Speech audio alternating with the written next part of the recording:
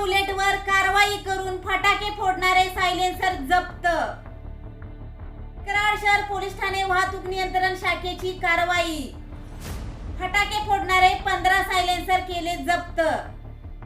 याबाबत पोलिसांकडून मिळालेली अधिक माहिती अशी की कराड शहर पोलीस ठाणे वाहतूक नियंत्रण शाखेचे सहाय्यक पोलीस निरीक्षक संदीप सूर्यवंशी, पोलीस उपनिरीक्षक घाडगे, पोलीस हवालदार काशीद, पोलीस हवालदार गोकुळ हादगे, पोलीस हवालदार कोळी, महिला पोलीस हवालदार अश्विनी सूर्यवंशी, पोलीस हवालदार मरडेकर तसेच पोलीस शिपाई शशी घाडगे, आशिष पाटील हे आपले कर्तव्य बजावत असताना शहरात ठिकठिकाणी त्यांना कर्णकर्कश आवाजाच्या फटाके फोडणारे सायलेन्सर असणाऱ्या बुलेट आढळून आल्या।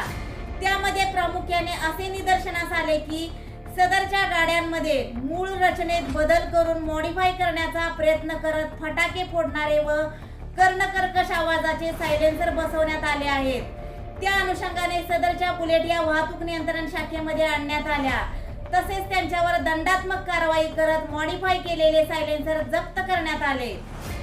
कराड शहर व विद्यानगर परिसरामध्ये सदरची कारवाई करण्यात आली असून कराड शहर व परिसरातील तसेच कामानिमित्त ये-जा करणाऱ्या सर्व वाहनधारकांना व नागरिकांना कराड शहर पोलीस ठाण्याच्या वाहतूक नियंत्रण शाखेकडून आवाहन करण्यात आले आहे की आपण वापरत असलेल्या वाहनाच्या मूळ रचनेत बदल करू नये।